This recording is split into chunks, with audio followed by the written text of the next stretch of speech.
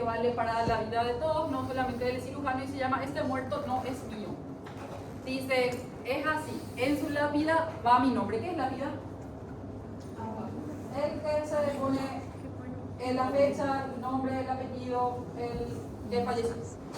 Más de una década atrás corre el mes de diciembre, para ser exacto, una fecha complicada para algunos hospitales, mucha fiesta, mucho alcohol, mucho trauma. Este mes es complicado también porque los residentes pasan de año. Empiezan los cirujanos jóvenes, llenos de entusiasmo, pero falta de experiencia. Para nosotros acá en Paraguay es al revés. Para nosotros los residentes nuevos empiezan en marzo, abril, entran los nuevos residentes. Ahí me encontraba el 17 de diciembre haciendo mi primera guardia como cirujano. Suena bien, pero no se sintió tan bien. Recibo un herido por arma de fuego en el epigastrio, justo en el centro del alma. Piel traslúcida, helada, empapado de sudor, abdomen doloroso, no tengo dudas operar. ¿Qué es piel traslúcida? Blanco, papel pálido ya el paciente, palidez y sudoración fría. Laparotomía sifopúbica, 30 centímetros, desde el apéndice sifoide hasta la sínfisis del pubis. Eso sí, recorridos en pocos segundos. 3 litros de sangre libre en el abdomen, y ahora pintaba de rojo vivo mi ropa. Empaco y reviso. ¿Qué es empacar? Como ustedes ponen su ropa en la mochila, todo bien aplastadito. Bueno, todos los órganos bien aplastaditos también con compresas. Y reviso. Se constata una lesión hepática, esplénica, gástrica y un gran hematoma en la zona central. Dejo el hígado empacado, un par de pinzas en el hilo esplénico, esplenectomía, un residente pone el puño en el hiato esofágico para intentar ocluir la aorta. Abro el hematoma. Cuando hay un hematoma en el centro quiere decir que es una lesión de aorta, tal cual, lesión de aorta. Sangra, el control proximal no es efectivo. El puño del que está haciendo la fuerza no es tan eficaz, entonces el paciente continúa sangrando. Cuando él piensa que él va a hacer, el anestesiólogo ya avisa parada cardíaca. Esto me facilitó a la decisión de dónde ir.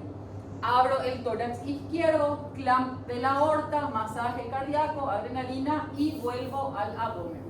Un par de puntos en la aorta fueron suficientes. Hígado empacado, control de daños, que es una cirugía que abreviada que van a hablar con el doctor Chaparro cuando en abdomen. Sale del paro el paciente y se va a la unidad de cuidados intensivos. No hay final feliz. Mi paciente falleció 3 horas después de salir del quirófano. Caso complejo, lesiones complejas y un cirujano joven.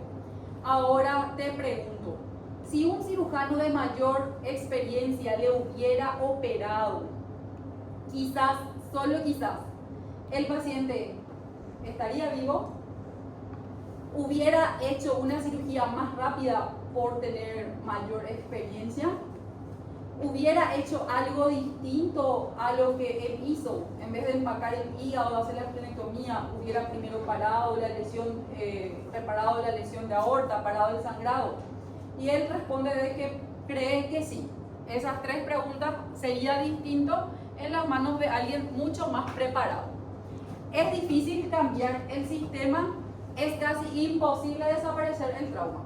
Nosotros tenemos un paciente de trauma hoy en día, un paciente por minuto entrando en los centros de mayor complejidad. No hay caso. ¿Qué quiere decir eso?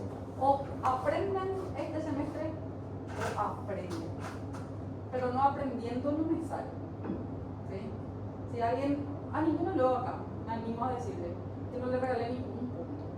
Entonces, sí, ahí con el doctor en los otros exámenes que yo no estuve, gestionaron algún punto, conciencia de usted. Pero conmigo no hubo el semestre pasado ni tampoco será este semestre. ¿Sí? Porque no voy a permitir que en las lápidas de los pacientes de ustedes esté el nombre de ustedes. O aprenden ahora o no aprenden. Lo difícil, lo que no es difícil hoy es estar capacitados. Tienen todo lo que necesiten tener para poder estudiar. Tienen libros online, tienen videoaulas, tienen YouTube, tienen todo lo que necesiten para poder aprender. Entonces, nos gusta compartir los triunfos, pero de igual manera es importante compartir los fracasos. con el firme objetivo de que los errores que hemos cometido no lo hagan ustedes o no lo vuelva a hacer yo. Y así disminuir el número de lápidas que puedan tener o llevar el nombre de ustedes. El doctor se llama el doctor Luis Manuel. Esta situación no se aplica solo a un cirujano, sino que a cualquier médico que hace guardia, y ustedes en algún momento van a hacer guardia, personal de enfermería, paramédicos, nadie se salva. Entonces, ¿cuál es el mensaje de este semestre? Lean, no leen. Es increíble cómo no leen. Es increíble cómo se van a rendir con el PowerPoint. No hay caso en el PowerPoint, es de todo, excepto el PowerPoint que les voy a dar ahora, porque hice un copy y paste del libro porque el libro no les puedo facilitar, porque es un libro de especialistas en trauma, que es la parte de cinemática de la primera unidad. El resto no está en copy y paste. El resto van a tener que leer el libro. ¿Sí? No hay cómo. A no ser que vean resúmenes y esas cosas, ahí puede ser que salgan en el semestre. ¿Preguntas?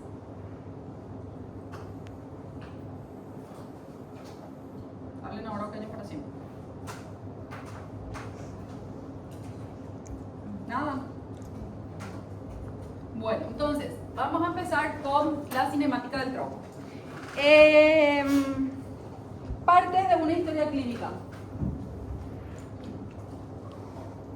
¿Cuáles son las partes de una historia clínica?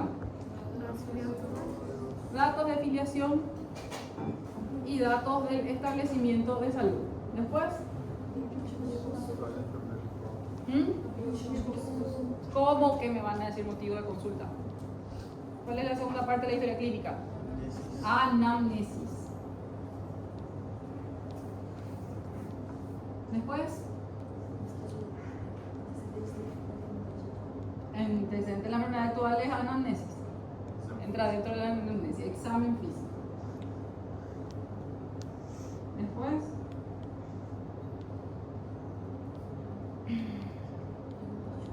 diagnóstico y tratamiento.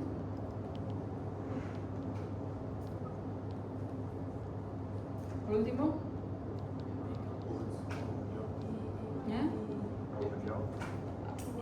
sí, ¿cómo se llama? Epicrisis. Muy bien. Dentro de... No es que ustedes van a hacer un research de la memoria de ustedes y van a eliminar ¿cómo decir? Estas partes de la historia clínica. No. Van a hacer la misma parte en una historia clínica de un paciente de trauma, con algunas modificaciones. ¿Sí? Cuando nosotros estamos haciendo la historia clínica de un paciente de trauma, en datos de filiación, solamente le preguntan dos cosas importantes al paciente: si el paciente está lúcido y si el paciente puede hablar. ¿Cuáles son? Nombre y apellido.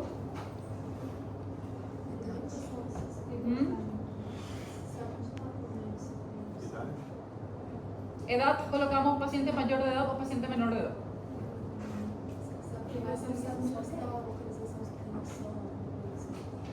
No, ese no. Ese entraba en datos filiatorios. Yo les iba a decir, ¿en qué parte de la historia clínica en datos filiatorios está? ¿Sabes dónde está?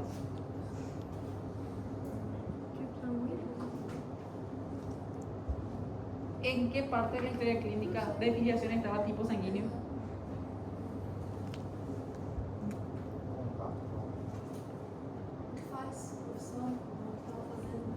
Profesión. No, pérdida de tiempo en el trabajo.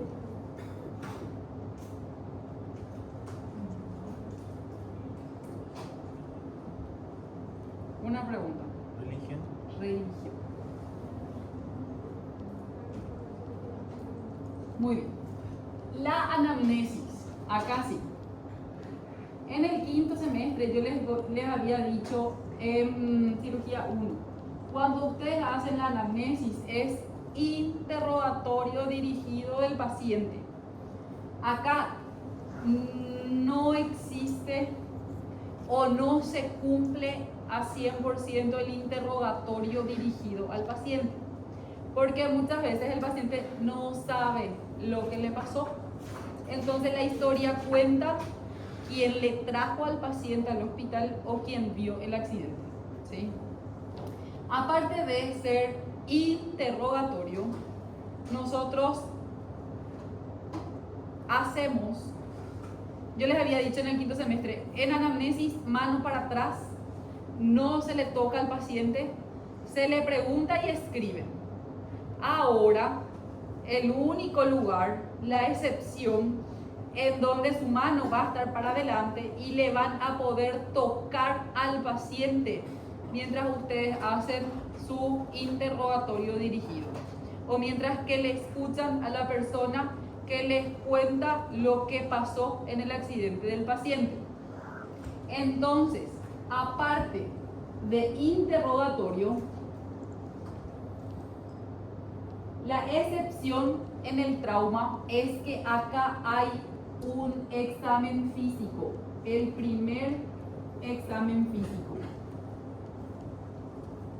dentro del AEA del paciente. El AEA de la historia de la anamnesis del paciente es un interrogatorio con un examen físico. A tal punto tan distinto es la historia clínica que en el AEA también entra una parte, o sea, se desglosa el diagnóstico y el tratamiento.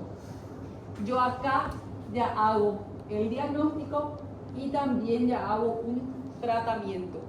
Inclusive, para hacer este diagnóstico y tratamiento previo, yo puedo usar métodos auxiliares de imágenes.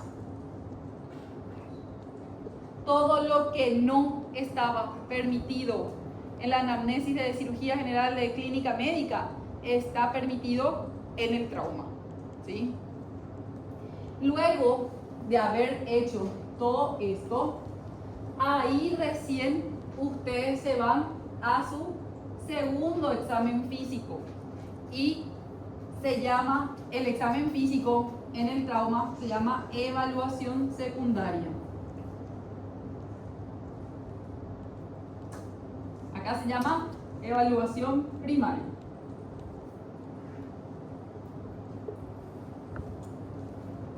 Cuando ustedes se iban al diagnóstico y tratamiento de la historia clínica de cirugía, ustedes hacían un diagnóstico sindromático y un diagnóstico etiológico. El diagnóstico sindromático no existe. ¿Por qué? Porque se supone que acá ustedes hicieron un primer diagnóstico y un primer tratamiento. Entonces, ese diagnóstico que ustedes hicieron ahí va acá y ya es el etiológico directo, ya lo que va en el diagnóstico. Y por último, después de haber tratado todo el paciente, la epicrisis. Otra parte en donde, esto es la línea en la cual seguimos para evaluar a nuestro paciente en trauma. Otra diferencia en el trauma es no existe el área. No me escriban área niega cuadro similar anterior. ¿Por qué no existe área? Porque vamos a ver que por la cinemática del trauma es imposible que alguien se accidente de la misma manera, con la misma energía mecánica, con la misma fuerza, con la misma masa. Entonces no hay área, ¿sí? Cada trauma es un trauma totalmente distinto. Y luego en la anamnesis nosotros teníamos hábitos, teníamos datos socioeconómicos, antecedentes patológicos personales, antecedentes patológicos familiares, antecedentes ginecobstétricos. Todas esas preguntas vamos a resumir en 5 preguntas, que para eso vamos a usar una memotecnia que se llama amplia.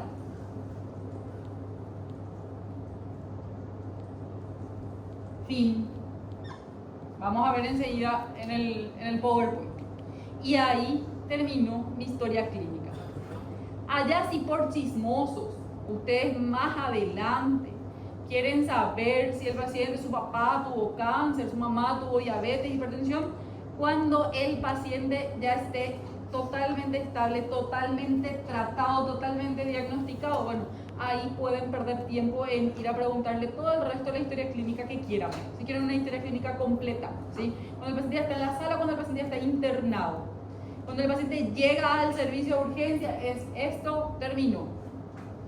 Esto se hace en un tiempo que se llama la hora dorada. ¿Qué quiere decir eso? 1 hora, 60 minutos tienen para atenderle al paciente. Fácil, mucho es 1 hora. Pero si el paciente ya viene relatando que ya pasó 45 minutos de su accidente, ustedes ya tienen 45 minutos menos. O sea, tienen 15 minutos nada más para poder hacer toda la evaluación del paciente. ¿En qué se justifica la hora dorada? En que en esa 1 hora, en esos 60 minutos, la fisiología del paciente está todavía lo suficientemente compensado para que ustedes le puedan quitar y hacerle sobrevivir al paciente sin secuelas. Pasado la 1 hora dorada, el paciente se puede quedar con secuelas o con repercusiones sistémicas y no es culpa de ustedes, o sea, no es negligencia médica.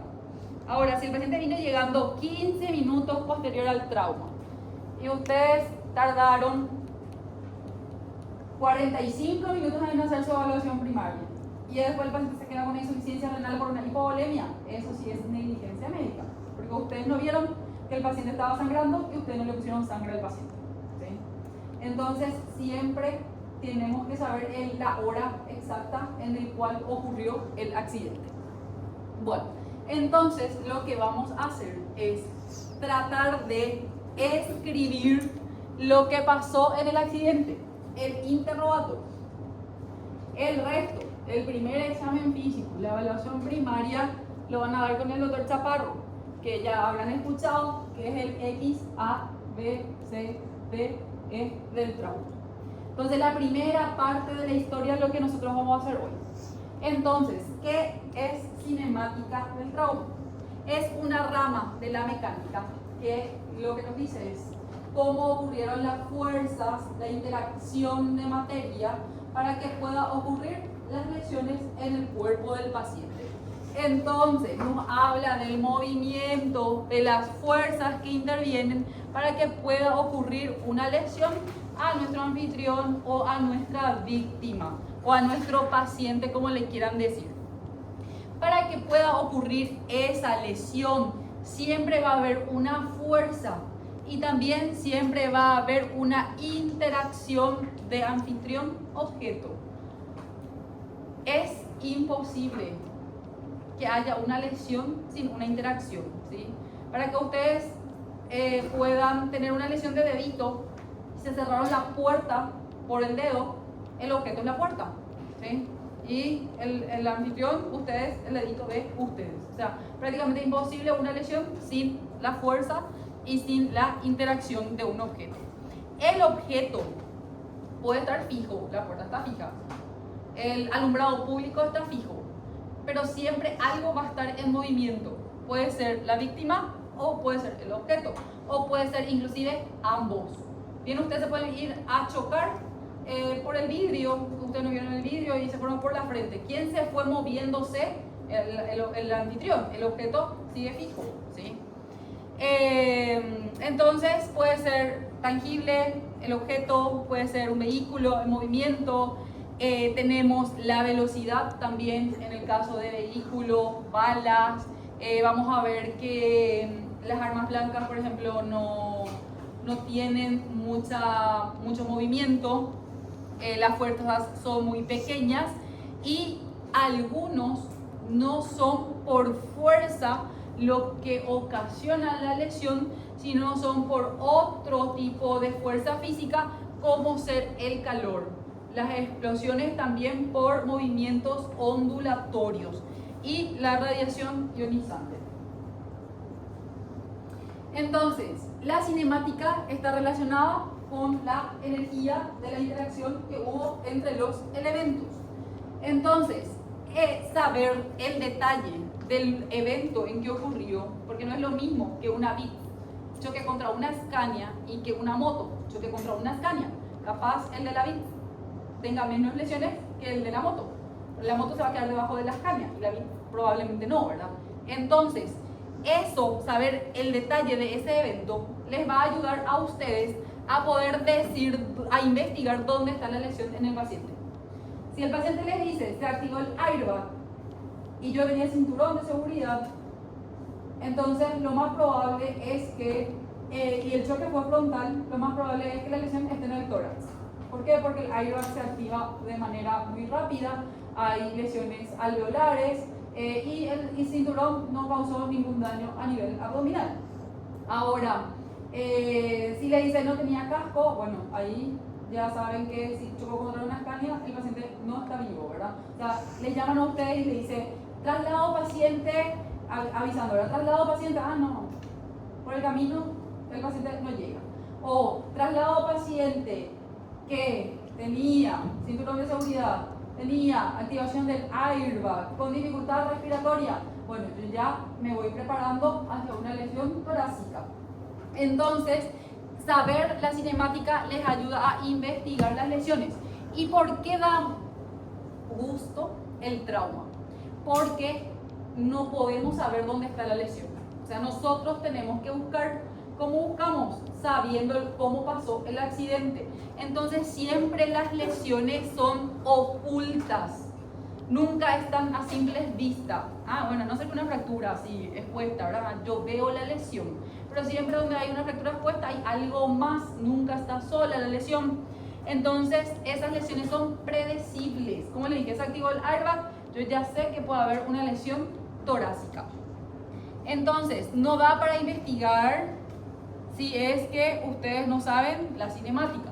Otra cosa, de tan ocultas que son las lesiones, por eso en el trauma nosotros tenemos 2 exámenes físicos.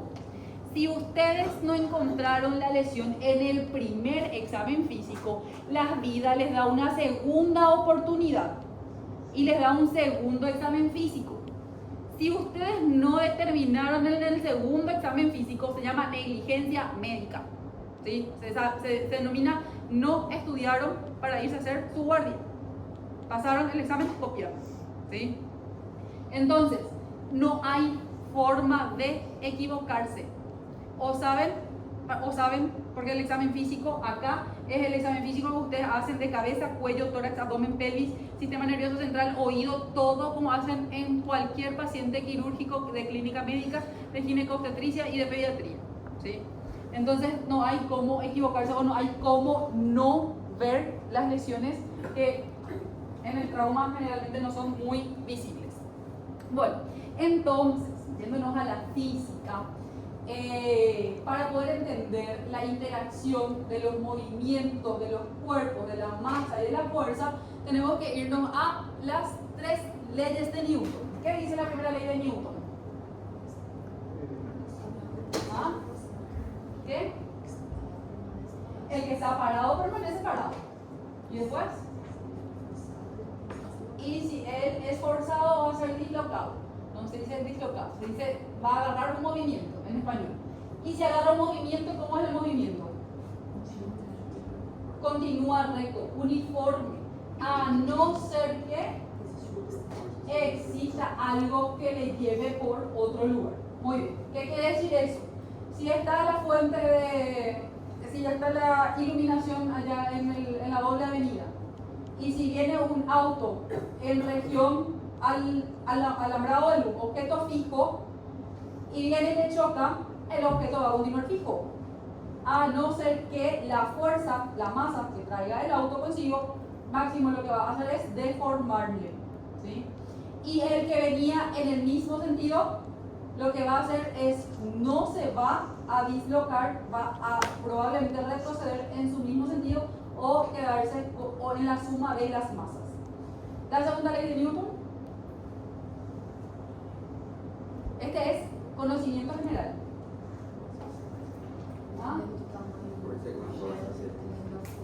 Ya tenemos la fuerza, el peso, la altura del objeto que cae, ¿verdad? Y eso suma. ¿Qué quiere decir eso? Viene el auto, la primera ley más segunda ley. Viene el auto en posición uniforme, pero ese cuerpo tiene un peso y ese cuerpo tiene una velocidad. Entonces eso ya suma al objeto. La tercera ley de Newton. Por toda acción hay una reacción. ¿Qué pasó con el alumbrado? Se deformó el alumbrado. Y justito ahí le atajó al auto, o el alumbrado se cayó sobre el capó del auto y le aplastó todavía al que estaba manejando el auto. Entonces, por cada acción hay una reacción. Lo mismo ocurre en el trauma. Bueno, entonces, continuando con los principios básicos, auto 1, posición lineal, movimiento uniforme, coche B, colisión frontal, o se suman las masas y quedan juntos, o vuelven otra vez y reaccionan a su posición original. Dependiendo del movimiento, si hay algo que les pueda hacer cambiar de dirección, en este caso vienen en sentidos distintos, entonces la colisión hace que vayan a distintos sentidos. Entonces no quedan sumadas las masas, sino que se desplazan en lugares distintos. Lo mismo ocurre también con las armas blancas y con los proyectiles de arma de fuego, que vamos a hablar más específicamente, porque también tienen otro tipo de fuerza que se le suma, que es la fuerza del calor. Entonces, trauma penetrante y balística. Sobre todo la balística, que tiene mayor cambio en la producción de su cinemática.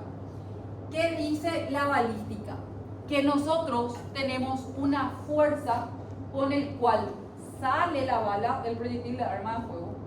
Esa fuerza se transforma en el aire, que puede el aire ayudarle a aumentar la fuerza de la bala, o si hay viento, inclusive cambia el trayecto de la bala y el tiempo en la fragmentación. La bala se fragmenta, entonces puede fragmentarse un poquito antes o ya en el cuerpo del paciente. Entonces sale el arma de fuego, hay transferencia de energía y ahí golpea a la víctima. Tenemos 4 tipos de formas de energía cinemática en la bala. 1, el calor. ¿Qué quiere decir eso? Llega, golpea y todavía quema. Energía para mover el tejido, o sea que va penetrando todo el tejido. Energía utilizada para formar un trayecto primario. ¿Qué es un trayecto primario? Que es el por donde va a ir pasando la bala. Eso es el trayecto primario. Y aparte del trayecto primario, todavía es capaz de hacer un trayecto temporal. ¿Qué es eso? Vamos a suponer piel, tejido celular subcutáneo, aponeurosis, ¿verdad? Músculo. Después, peritoneo, periósteo, pleura.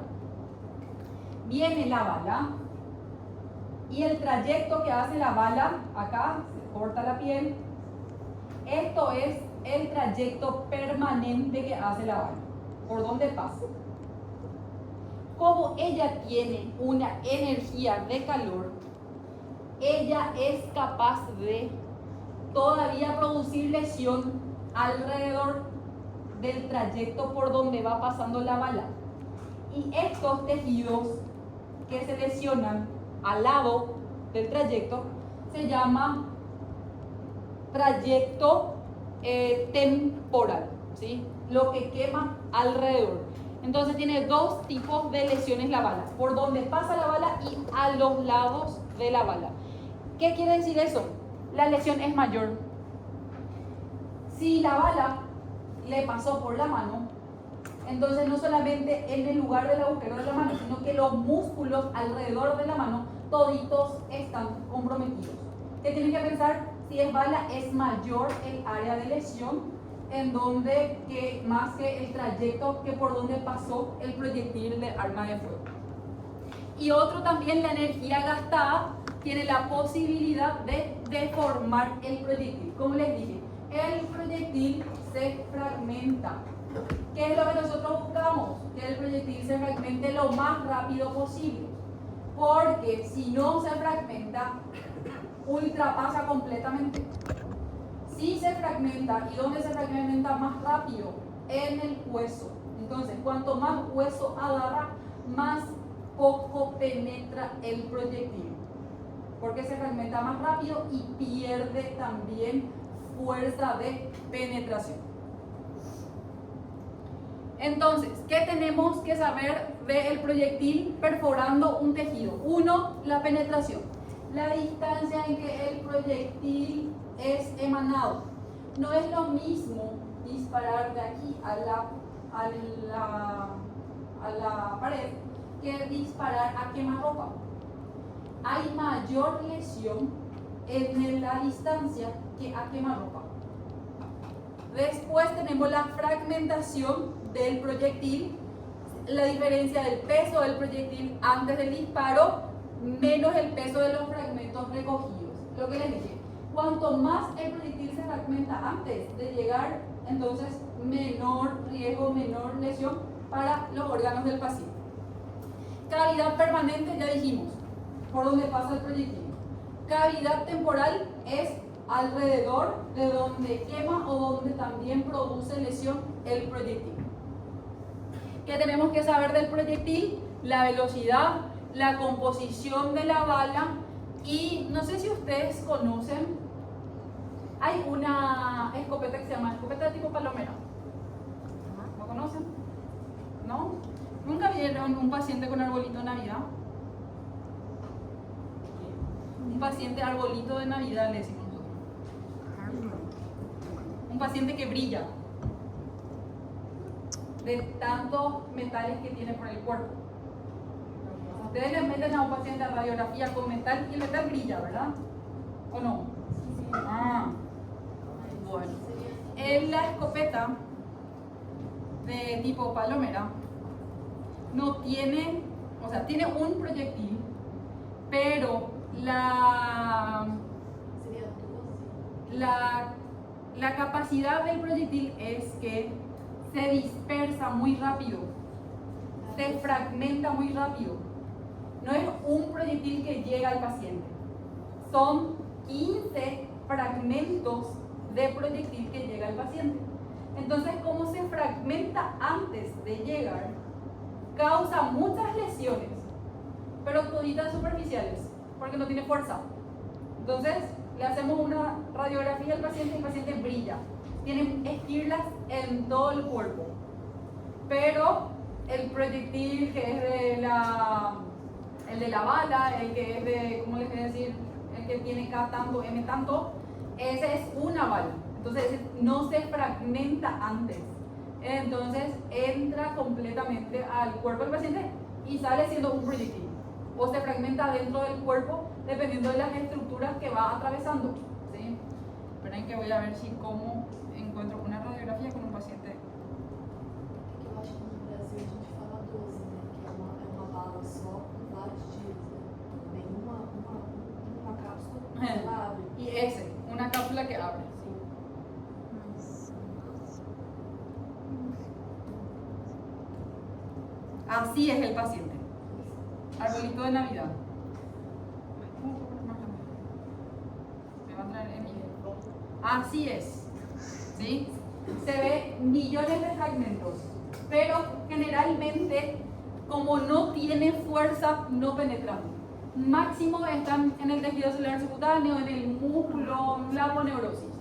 Muy raras veces penetran. No quiere decir que nunca penetran. Suelen penetrar, máximo se suelen quedar en el hueso.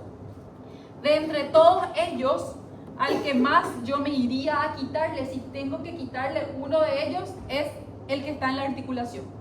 En la articulación no puede haber ningún proyectil, ¿sí? No se puede quedar ninguna bala, no se puede quedar ningún metal. Estamos. El resto se queda así. El paciente no se va a poder hacer resonancia magnética nunca en su vida. Pero eso es lo de menos. Entonces, ¿qué es lo que yo tengo que saber? ¿Con qué se le agredió al paciente? Para saber si va a haber penetración o no y el tipo de penetración, si es que Sí. Não pode dar,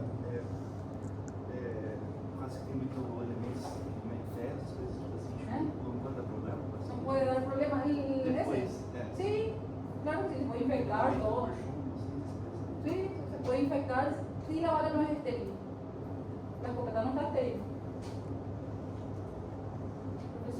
Si es en una herida Você sucia. falou que não tira todos. No, Então, mas não teria problema de deixar. no tíralo, no quitarlo. Entonces ya quitar uno eso. ¿Cuántas incisiones le va a hacer el paciente para quitar todos? Ujú.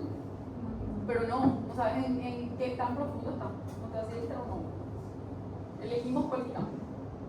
Si hay algún riesgo, así como te digo en la articulación, en el hueso, que dar una osteomielitis, bueno, ahí me voy y quito eso.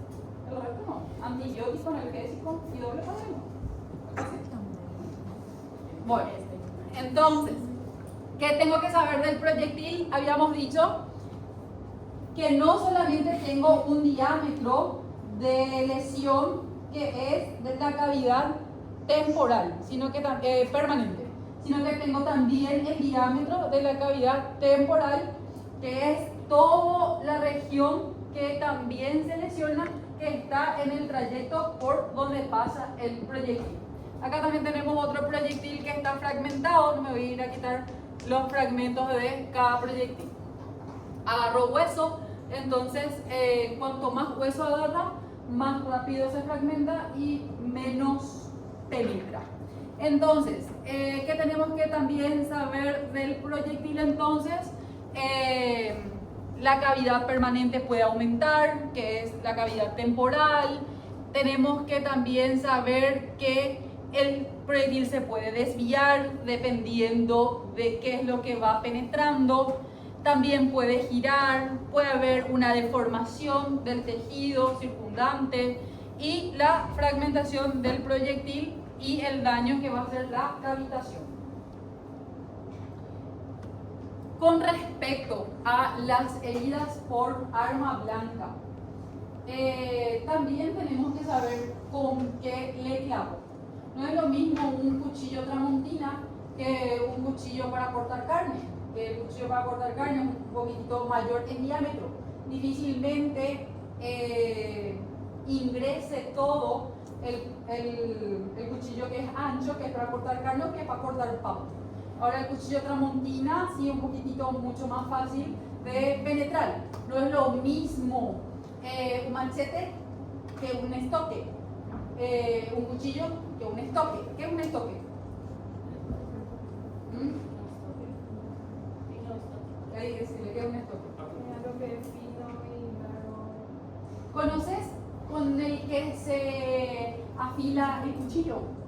Es algo así grueso y medio puntiagudo. Bueno, ese pero mucho más finito. Así como te dice el compañero, se crea en las cárceles, que hacen de su propio material para, sí, exactamente, para poder ellos defenderse entre ellos. Entonces, ¿qué es lo que generalmente ocurre? Nosotros vemos una lesión en la piel del paciente de 0,5 centímetros de diámetro, así nomás. Ah, no pasó nada, no penetró. Ah, pero este es estoque. Este es el que penetró todo, ¿sí? Y el de cuchillo de tramontina, usted ve una herida de 5 centímetros y empiezan a desesperarse. No, ese entró todo lo no. Ese es el que no va a entrar. Porque el de tramontina tiene su serruchito. Y el serruchito tiene que pasar el músculo, la aponeurosis. Y si es que entraron en quirófano, vieron que la aponeurosis nosotros cortamos con bisturí, de tan fuerte y resistente que es. Entonces es difícil que con el cuchillito de tramontina pase la aponeurosis y pueda penetrar los órganos. No le digo que es imposible, pero habría que pensar de esa manera.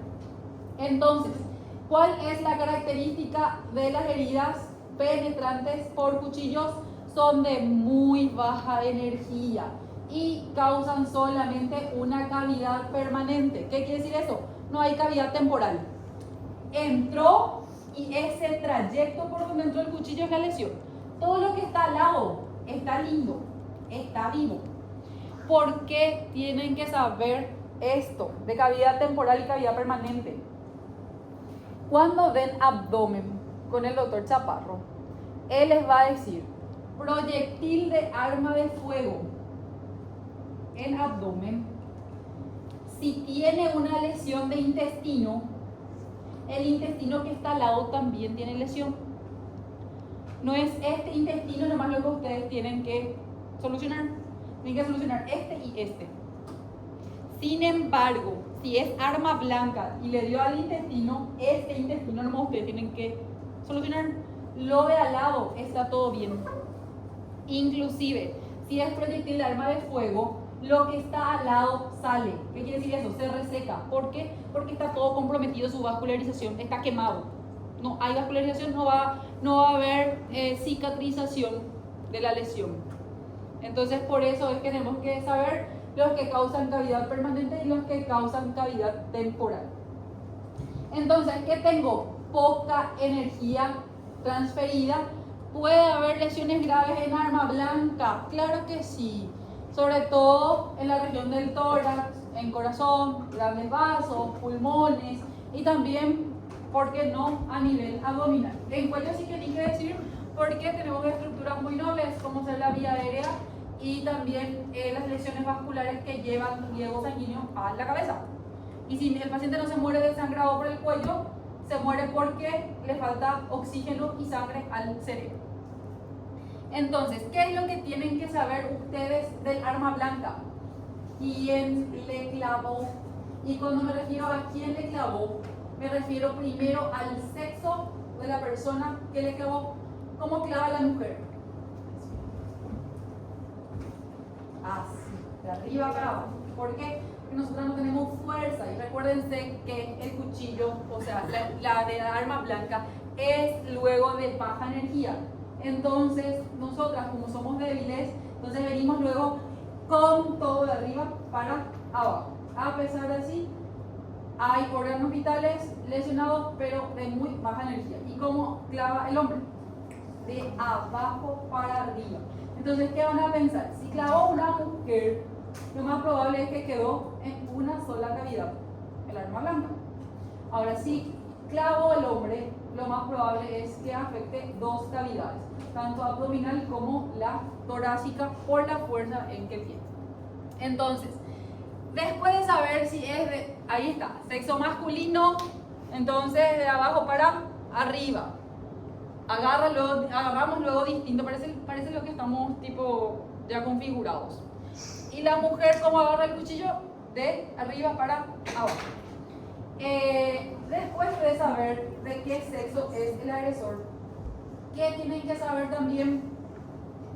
Que todas las lesiones,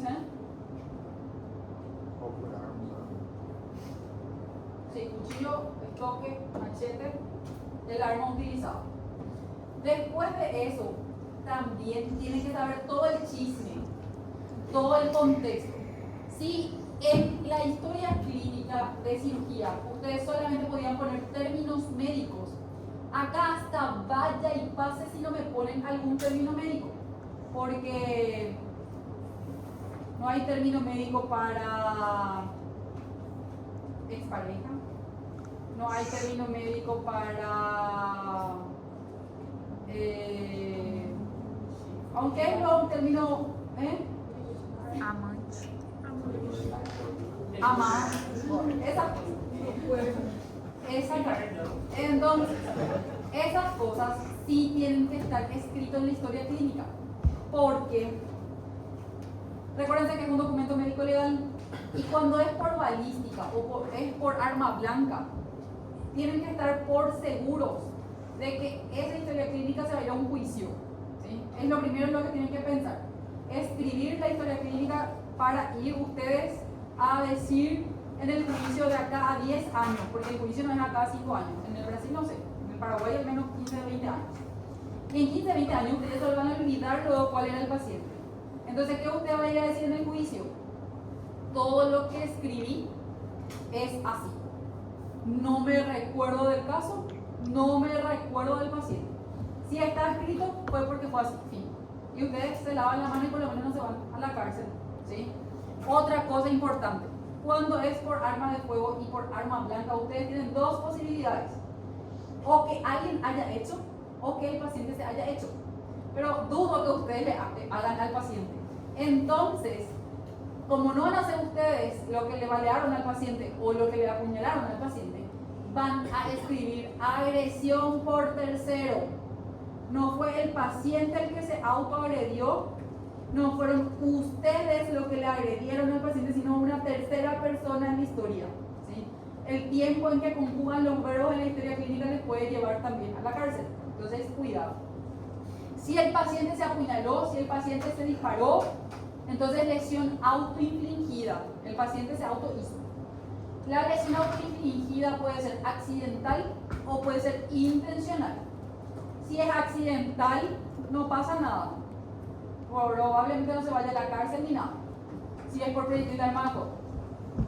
Si es intencional, el paciente se va a internar en el ala de psiquiatría. Obviamente no se va a ir de alta el paciente. ¿Sí? Entonces, recuerden que el paciente es un todo. ¿Sí? No solamente voy a tratarle la lesión por lo que le hizo, sino que voy a tratar su mente que le llevó también a hacerse eso. Entonces, si fuera una historia clínica de un paciente con agresión por tercero, más o menos sería así. Paciente de sexo, vamos a decirle masculino, mayor de edad, porque dijimos que no le vamos a preguntar la edad porque no vamos a perder tiempo preguntándole la edad, mayor de edad, con antecedente de agresión por tercero con arma blanca. Entre paréntesis, lo que me cuenta quién le trajo al paciente. Cuchillo, cuchillito, estoque, hacha, machete, lo que sí. Puede ser también alambre, navaja. El alambre también. Algunas veces alambre y navaja. Todo lo que corte. Corcho. Saca corcho. Bueno, eso es lo que se me ocurre. Entre paréntesis va con qué se le agredió. Coma. Por conocido o por desconocido de sexo femenino, de sexo masculino. En el contexto de pelea, de pareja, de robo, puede ser también, estaba por la calle y no le quiso dar su celular, entonces le apuñaló, robo. Pelea de calle, pelea de pandilla, entonces hay que colocar en el contexto en que ocurrieron los hechos. Pandilla, grupito, PCC, Comando Vermelho. grupito de personas. Entonces hay que escribir en el contexto en que hubo la agresión. Después tenemos las lesiones por explosión y radiación ionizante. No son muy frecuentes, pero por lo menos tenemos unos 2 o 3 al año. Sobre todo en ciudades en donde existen fábricas. Acá creo que no hay mucho, ¿verdad? En Pedro Juan. El año pasado la explosión más grande que hubo en Asunción fue la de la cubierta, ¿verdad? Entonces, acá sí tenemos una energía totalmente distinta a las energías anteriores, que es la energía mecánica ondulatoria, que va a ser la que va a producir la lesión. ¿Qué tipo de lesiones yo puedo tener? Puedo tener lesiones primarias, secundarias, terciarias, cuaternarias y quinarias. Las lesiones primarias son aquellas en que la propia onda genera una lesión en el cuerpo del paciente. Cuando hay explosión, ¿qué es lo que primero o lo que más vemos? La rotura de tímpano. Entonces eso es una lesión primaria. La onda vino directa, chocó por la membrana timpánica y rotura de membrana timpánica. También tenemos lesiones pulmonares, sobre todo cuando hay una explosión. Generalmente la persona suele salir expelida, o sea, vuela por la colada, y ahí el choque de la onda en los alveolos hace ruptura alveolar, se sueltan los alveolos. ¿Y qué tienen los alveolos? Eso es lo que hace, troca oxígeno por dióxido de carbono. Entonces, ¿qué tiene? Capilares. Entonces se rompen los capilares, se sueltan los capilares y hay una hemorragia intraalveolar o intraparenquimatosa. Tenemos también perforaciones, hemorragia del tracto gastrointestinal. El meso, recuérdense que es fijo, ¿verdad? ¿O no? Sí, el mesenterio del intestino delgado fijo. Entonces cuando viene la onda y el paciente sale expedido, entonces se tracciona el meso y hay ruptura de los vasos sanguíneos del meso. Tenemos también lesiones oculares y la confusión, que vamos a ver el trauma de cráneo, que es una lesión a nivel del encéfalo. Secundario puede ser por fragmentos o dispositivos de la explosión, puede ser heridas penetrantes, laceraciones, por ejemplo, el que hubo la explosión de Neupar, que eran de las cubiertas, eran cubiertas por todas partes, ¿verdad? Entonces había heridas penetrantes, lesiones importantes, amputaciones. Las terciarias por aceleración y desaceleración del cuerpo sobre objetos, o sea que salió expedido y chocó otra vez la persona por objetos. Tenemos trauma cerrado de tórax, trauma cerrado de abdomen, amputación traumática, lesiones por aplastamiento. Donde hay explosión, algo se cae, el techo, la pared, y generalmente hay derrumbe y aplastamiento por derrumbe. Tenemos también quemaduras, inhalación, donde hay explosión, hay humo, ¿sí? Entonces puede ser también quemaduras de vías aéreas, que vamos a ver en la clase de quemaduras, puede ser también quemaduras por inhalación, radiación y por último septicemia. Luego tenemos los traumatismos cerrados y los patrones de lesiones que ocasionan lesiones más ocultas que las anteriores. ¿Por qué? Porque el arma de fuego, el arma blanca, yo puedo ver una lesión que me va a poder hacer pensar dónde está el órgano que está lesionado. Sin embargo, cuando el paciente no tiene un hematoma, no tiene una escoriación, no tiene nada y fue una explosión, algo interno o sí va a haber, y usted lo que tiene que hacer es buscar. Lo mismo ocurre con los traumas cerrados, y los más frecuentes son los automovilísticos o los accidentes terrestres. Entonces, ¿cuáles son los medios de transporte? Pregunta del segundo grado de la escuela. Mi sobrina de 6 años responde súper bien. Les puedo traer un video la próxima como responde. ¿Cuáles son los medios de transporte? Terrestre. Después, aéreo. Fluvial. Acuático. ¿Está? Y el espacio aéreo. Bueno, ahora sí nos vamos. Los terrestres, ¿cuáles pueden ser? Bicicleta, carros. Bueno, en carro vamos a ponerle automóvil. Que puede ser cualquier cosa que sea ómnibus, tren. No tenemos tren, pero igual no. En Brasil tiene tren. Tiene metro. Después, como que acabou? Não, tem de serviço, tem serviço de escavadeira, tem bicicleta. No, eso entra todo en automóvil. Tipo de Patinete. patines. Después, skate, patines, Tem rodas e tem. Me falta uno. Moto, después, me falta uno. Si vos te vas al baño, no te vas a estar moviendo por la tierra. Pedestre. Pedestre. O peatón. Oscar. Muy bien. Bueno, aéreo y fluvial, al igual que las explosiones y las radiaciones, dependiendo del país, una vez por año, 2 veces por año, no sé si fue el año pasado o la antepasada, fueron 3 por ahí en el Brasil, de aéreo. En el Paraguay tenemos aéreo, pero más de los narcos que aviones importantes, ¿verdad? Y fluvial sí tenemos mucho, porque se van a pescar, se van sin aviso, se van sin elementos de seguridad y bueno, y se pierden por el camino. Pero los que más vemos son los de tipo terrestre, que son nuestro pan de cada día.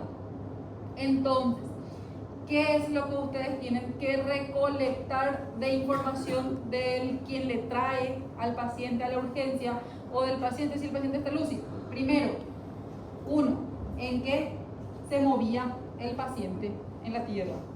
¿En su moto, en su auto, caminando? ¿En qué?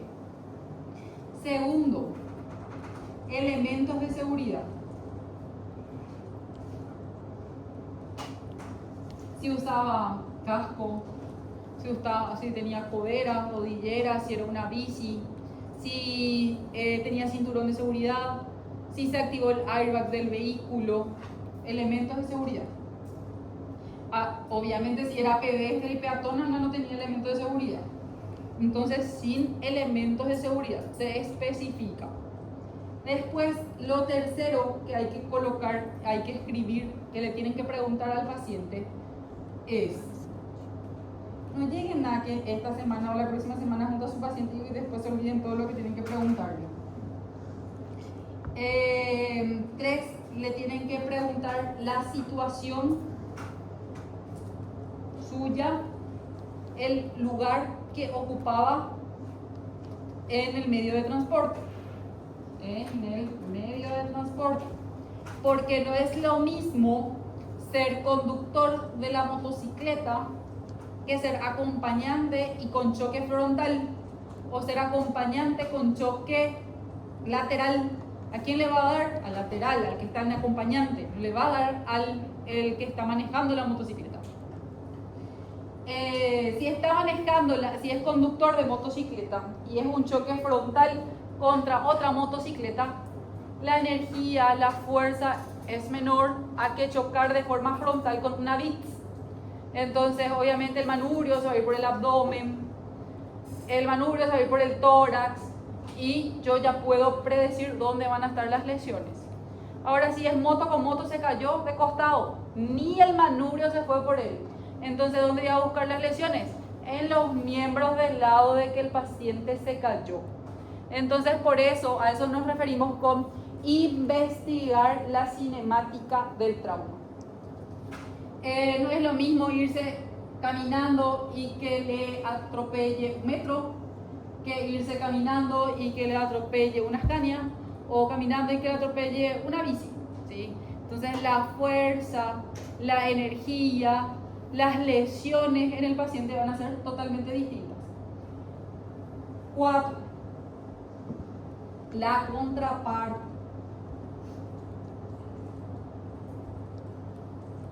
Paciente de sexo masculino, mayor de edad, refiere accidente automovilístico en carácter de conductor sin cinto de seguridad, colisión, porque dijimos choque, colisión frontal contra un árbol. Entonces, no hay una segunda víctima a quien yo tenga que asistir y me quedo tranquila, ¿sí? Contra una Scania con derivación fatal. ¿Qué quiere decir eso? El que estaba en la contraparte se murió. Si bien el que es mi víctima ahora, al que yo estoy atendiendo, está súper bien, no tiene nada, les doy ya un tip. El accidente que tiene derivación fatal, el paciente no se va de alta, se queda por 24 horas en observación, porque si hubo alguien que murió, quiere decir automáticamente en la mente de ustedes, ese accidente fue de alto impacto, de alta energía cinética. Yo ahora no encuentro las lesiones ocultas. Después de 6 horas, el paciente va a empezar a mostrar algún órgano dañado. Entonces, el paciente sí o sí se tiene que quedar internado. ¿Qué más tenemos que saber de la cinemática de los terrestres? No es lo mismo, yo voy a decir en español, éxitos en los de portugués. Choque para nosotros es lo mismo que colisión. Tenemos el vuelco vehicular. Tenemos el aplastamiento también, que son todos distintos. Yo puedo tener un choque, que era ley 1 de Newton, choque y se quedan ahí, o choque y se dispersan, cada uno con su energía. Terminó. Yo puedo tener un choque y uno de ellos en el momento de la dispersión agarró mayor energía y hace un vuelco. Si el paciente si el vehículo hizo un vuelco, giró el vehículo, de por sí tienen que saber de que van a buscar una lesión a nivel cervical porque el paciente se quedó boca para abajo, ¿sí? Tenga o no tenga elementos de seguridad.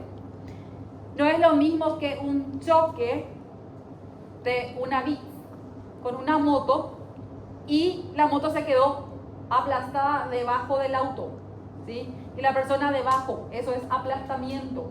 Recuérdense por la serie Anatomía de Grey, a los que vieron, que el aplastamiento, cuando le estrican al paciente, le quitan al paciente, hay un síndrome de reperfusión, ¿sí?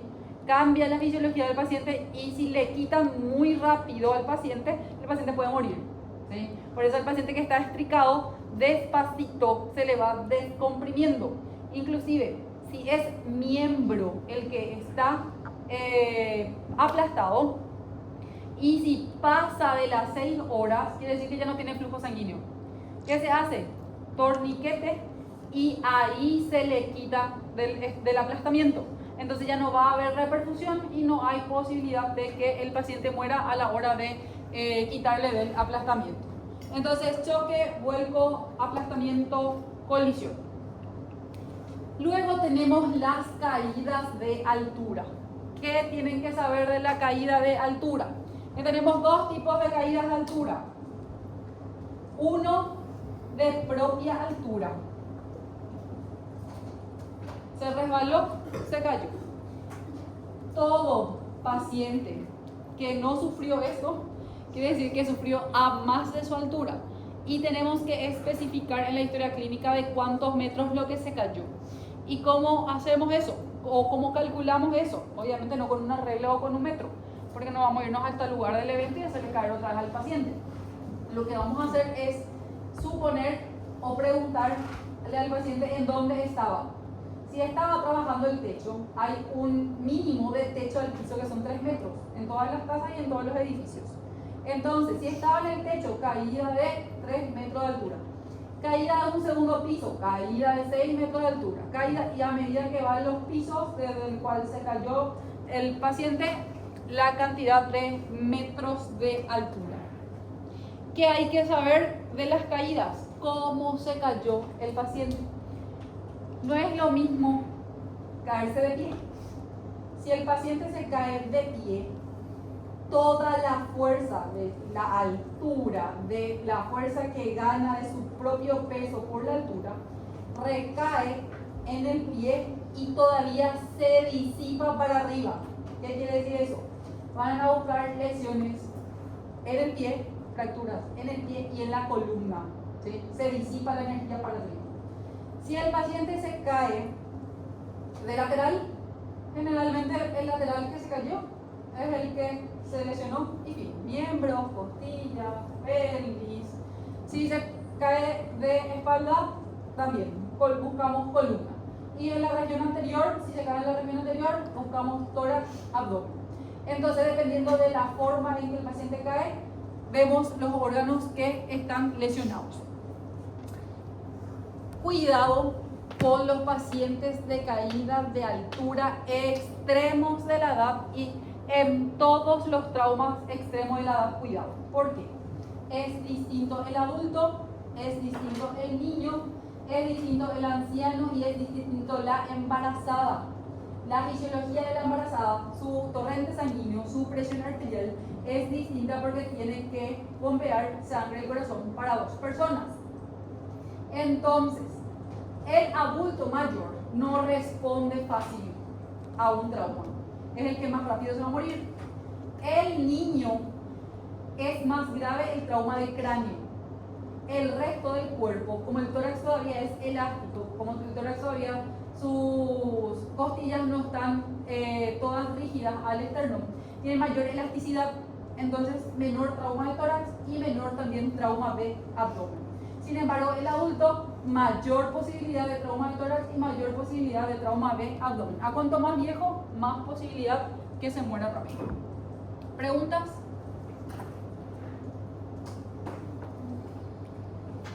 ¿No? Muy bien. Entonces, dijimos que después de saber todo el chisme de cómo ocurrió el hecho de la cinemática del trauma, automáticamente a todo esto que ustedes escribieron del paciente, de cómo sucedió, paciente mayor de edad, de sexo masculino con antecedente de caída de altura de 1 metro,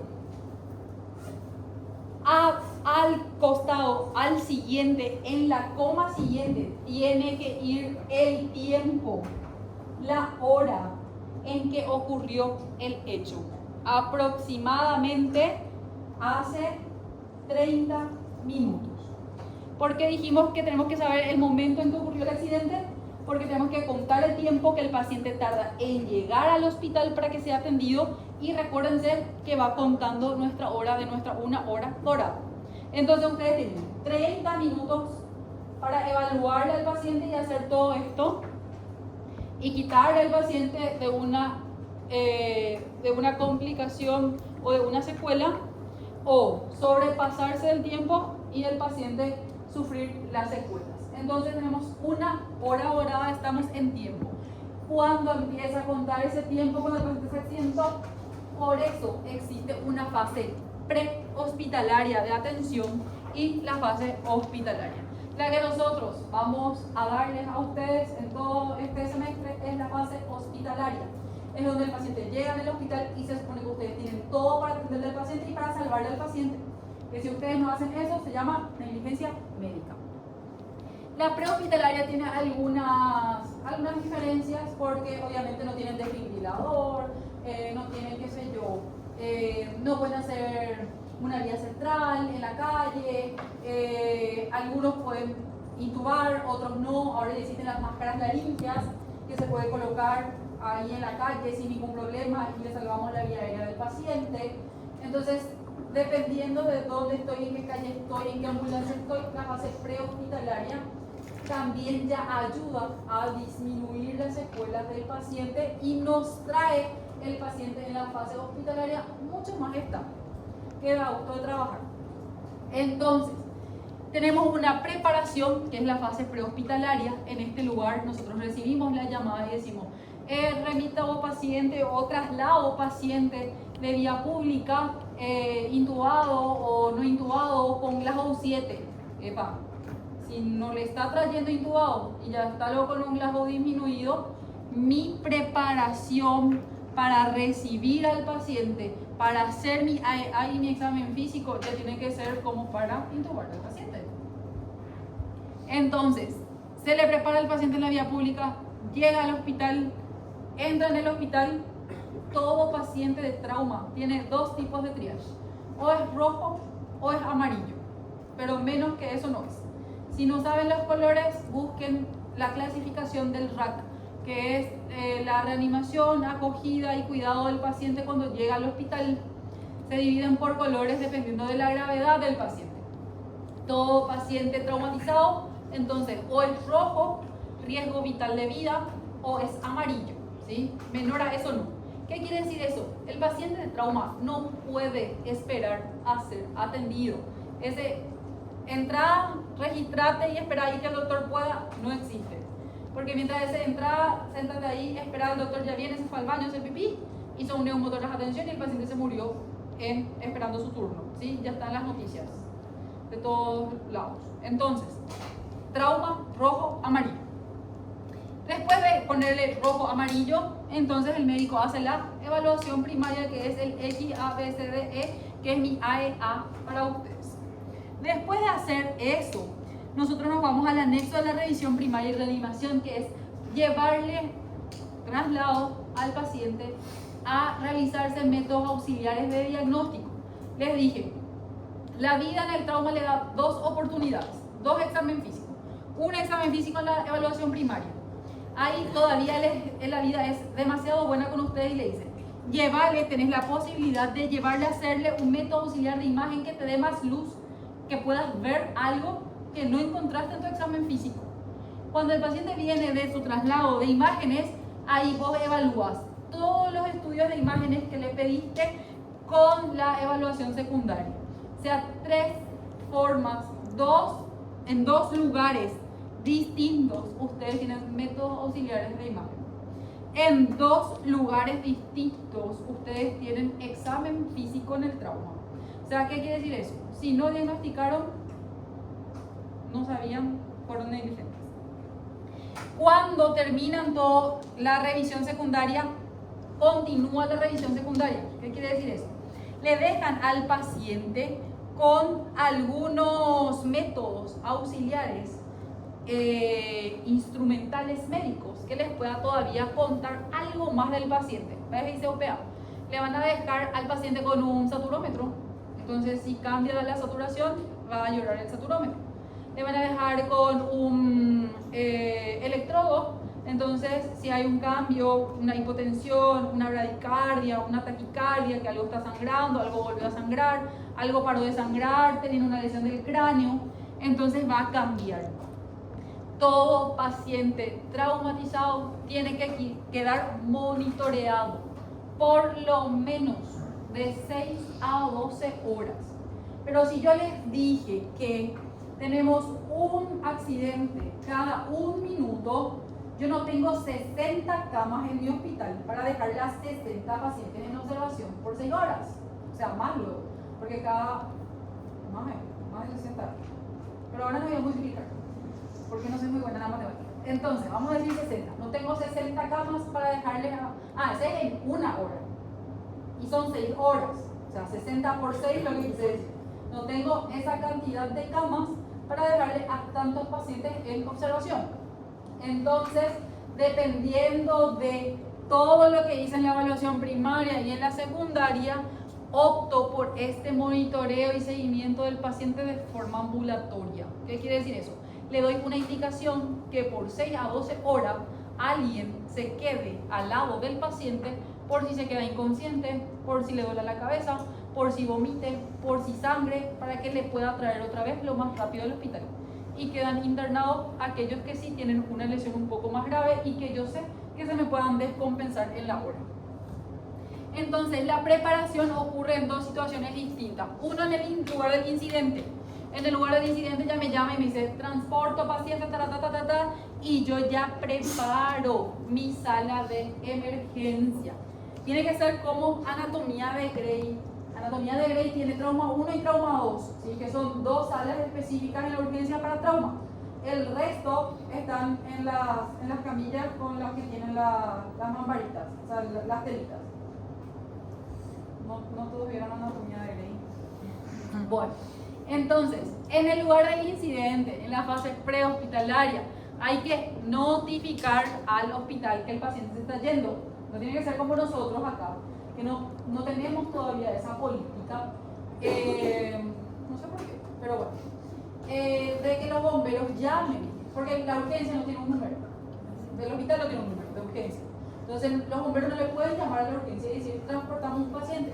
Muchas veces llega el paciente a la urgencia y hay otro paciente en la sala de reanimación, por ejemplo. Entonces, cuando se llama, se debe de evacuar el paciente para hacer la recepción del siguiente. ¿Qué hay que hacer en la prehospitalaria para que me pueda ayudar a mi hora dorada? 1, asegurar la vía aérea. 2, controlar la hemorragia, inmovilizar al paciente y traslado de inmediato. El traslado de inmediato también tiene que ser cuidadoso. ¿Qué quiere decir eso? Si mi hospital más cercano está a 2 horas de acá, un hospital de alta complejidad, pero yo tengo un hospital distrital por el camino, me voy a ir a parar primero en el hospital distrital. Le voy a poner guía a mi paciente, le voy a poner sonda, le voy a poner chuchi a mi paciente, ni tan chuchi, y después le voy a llevar al hospital de alta complejidad. Si yo agarro y hago un viaje de 2 horas directo, lo más probable es que el paciente no llegue a contar la historia. Entonces, el traslado debe de ser inmediato, pero tiene que ser juicioso. ¿Qué generalmente hacemos nosotros? Porque estamos muy lejos de la capital y trasladamos pacientes muy graves. Hacemos un paro en Santa Rosa de la Guardia. Nosotros tenemos como un trato, tenemos el contacto de todos los días de quienes están por Santa Rosa. Entonces nosotros ya avisamos que hay un paciente que va a Asunción de traslado hasta el hospital. Si es un paciente grave, para en Santa Rosa, el médico se certifica que el paciente esté ok y luego emprenden los otros viajes de las otras 3 horas y algo falta. Entonces, ¿qué tengo que saber de la historia clínica del AEA del paciente que yo tengo que escribir? 1, el tiempo de lesión. ¿Qué hora fue el accidente? ¿En cuánto tiempo tardó de llegar al hospital? Eventos relacionados con la lesión. ¿Cómo fue? Accidente de vehículo, de moto, caída de altura. La historia clínica del paciente, que ya les dije cómo se hace ahora en un paciente de trauma. ¿Se recuerdan que habíamos hablado del AMBLIA? Habíamos dicho que no vamos a hacer datos socioeconómicos, no le vamos a preguntar al paciente si su casa es de techo de paja, de ladrillo, si tiene agua potable y si su basura quema o pasa el recolector. En el trauma lo único que nos interesa es si el paciente es alérgico a alguna medicación que pueda reaccionar y que pueda cambiar la fisiología del paciente. Nosotros en el trauma, la fisiología es restaurar la fisiología del paciente, es nuestra prioridad. Todo aquello que pueda cambiar la fisiología del paciente, entonces eso es lo que nosotros tenemos que saber. Uno puede cambiar alergia a algún medicamento.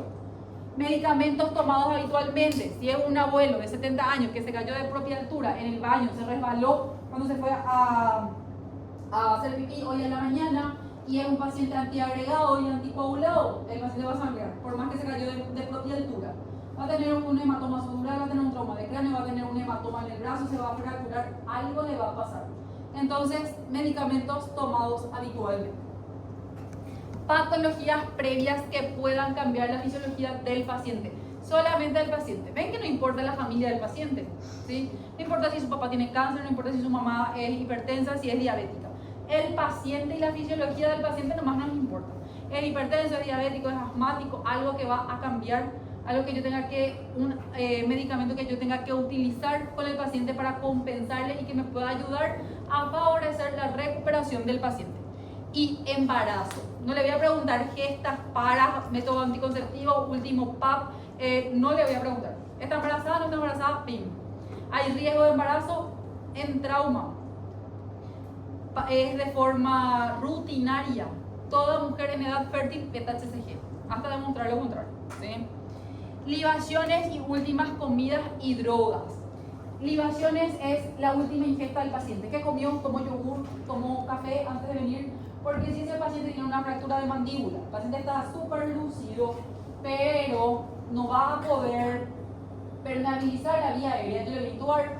Y si el paciente tomó yogur antes de su accidente, lo más probable es que cuando yo le intube, el yogur vuelva todito y el paciente broncoaspire. Entonces yo voy a usar maniobras para que lo broncoaspire y también voy a utilizar drogas que me puedan ayudar a hacer lo que se llama una intubación de secuencia rápida. Que creo que van a dar este semestre, porque tienen este semestre, ¿no? Con la otra Zulmi. Bueno, entonces van a ver con ella la intubación de secuencia rápida. ¿Qué quiere decir eso? Mucho más rápido van a intubar al paciente para que el paciente tenga menos riesgo de broncoaspiración, de complicaciones en la intubación. Y por último tenemos todo aquello que es del accidente y que generalmente me cuenta la persona que le traslada al paciente. Ambientes, eventos relacionados al trauma.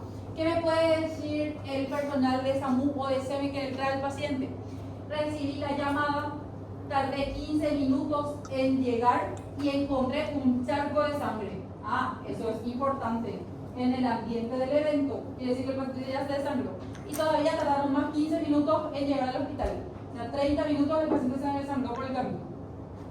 O por ejemplo que te diga de relacionado al trauma. Me llamaron, me dijeron que el paciente estaba inconsciente, tardé 10 minutos en llegar, pero el paciente ya estaba hablando y articulando las palabras. ¿Sí? Entonces, corto tiempo de inconsciencia y probablemente de afectación sistémica. Cuando llegamos a la fase hospitalaria, y sean ustedes, los médicos que le reciben al paciente, tienen que estar seguros que su equipo esté completo. Equipo me refiero al equipo médico porque no se puede un médico atender un paciente de trauma. Tiene que ser por lo menos 2 médicos y un personal de enfermería o hasta 2 personal de enfermería por paciente.